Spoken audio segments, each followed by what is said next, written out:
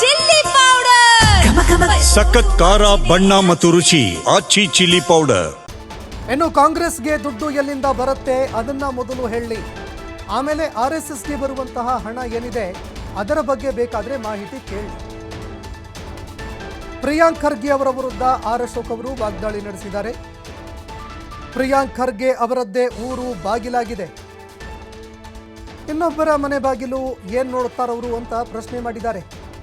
RSSನ ಹೆಸರಿನಲ್ಲಿ ಯಾವುದೇ ಆಸ್ತಿ ಪಾಸ್ತಿಗಳಿಲ್ಲ, ಸಂಘ ನೋಂದಾವಣಿ ಮಾಡಬೇಕು ಅಂತ ಕಾನೂನು ಏನಾದರೂ ಇದೆಯಾ? ಒಂದು ಸಂಘ ಕಟ್ಕೊಂಡ್ರೆ ಅದನ್ನು ನೋಂದಾವಣಿ ಮಾಡಬೇಕು ಅಂತ ಏನಾದರೂ ಕಾನೂನು ಇದೆಯಾ? ಆಡಳಿತ ವೈಫಲ್ಯ ಮುಚ್ಚಿ ಹಾಕೋದಕ್ಕೆ RSSನ ವಿವಾದ ಮುಂದೆ ತಂದಿದ್ದಾರೆ. ಸರ್ಕಾರದ ವಿರುದ್ಧ ವಿಪಕ್ಷ ನಾಯಕ ಅಶೋಕ್ ಅವರು ವಾಗ್ದಾಳಿ ನಡೆಸಿದ್ದಾರೆ.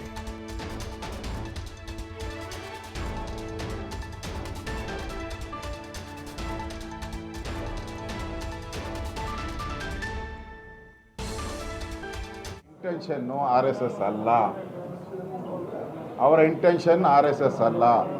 ಅವರ ಇಂಟೆನ್ಷನ್ನು ರಾಜ್ಯದಲ್ಲಿ ಈಗ ಅಧಿಕಾರ ಹಸ್ತಾಂತರ ಆಗ್ತಾ ಇದೆ. ನವೆಂಬರ್ ಡಿಸೆಂಬರಲ್ಲಿ ಕಾಂಗ್ರೆಸ್ಸಲ್ಲಿ ದೊಡ್ಡ ಬದಲಾವಣೆ ಆಗ್ತಾ ಇದೆ, CM ಕುರ್ಚಿ ಅಳ್ಳಾಡ್ತಾ ಇದೆ. ಇದನ್ನು ಮರೆಮಾಚಕ್ಕೋಸ್ಕರ ರಾಜ್ಯದಲ್ಲಿ ಇಡೀ ರಾಜ್ಯದಲ್ಲಿ ಬಿದ್ದಿರೋಂಥ ಗುಂಡಿಗಳನ್ನು ಮುಚ್ಚೋಕ್ಕೆ ಯೋಗ್ಯತೆ ಇಲ್ಲ. ಆ ವಿಚಾರಗಳನ್ನು ಡೈವರ್ಟ್ ಮಾಡೋಕ್ಕೆ ಮತ್ತು ಜಾತಿ ಗಣತಿ ಏನಿದೆ ಇದನ್ನು ಕೂಡ ಡೈವರ್ಟ್ ಮಾಡುವಂಥ ವಿಚಾರಗಳಿಟ್ಕೊಂಡು ಹೊಸ RSS ತಂದಿದ್ದಾರೆ ಅಷ್ಟೇ. ಇದರಲ್ಲಿ ಪೂರ್ತಿಯಾಗಿ ಆಡಳಿತ ವೈಫಲ್ಯ ಆಗಿರೋದನ್ನ ಮುಚ್ಚಾಕೋಸ್ಕರ RSS ಬಂದಿದೆ ಅಷ್ಟೇ. ಇಲ್ಲ ಅಂದಿದ್ರೆ ಇಷ್ಟು ವರ್ಷ ಯಾಕೆ ಬರ್ತಾ ಇಲ್ಲ?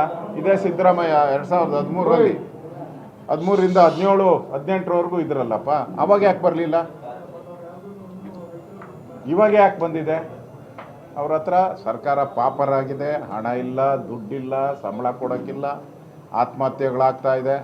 ಇದೆಲ್ಲ ಡೈವರ್ಟ್ ಆಗಬೇಕಾದ್ರೆ ಈಗ ಬೆಳೆ ಹಾನಿ ಆಗಿದೆ, ಅದಕ್ಕೆ ದುಡ್ಡು ಕೊಡೋಕ್ಕೆ ಹಣ ಇಲ್ಲ, ಇವ್ರ ಹತ್ರ ಯೋಗ್ಯತೆ ಇಲ್ಲ. ಅದಕ್ಕೋಸ್ಕರ ಡೈವರ್ಟ್ ಮಾಡೋಕ್ಕಷ್ಟೇ RSS. ಅದಕ್ಕೆ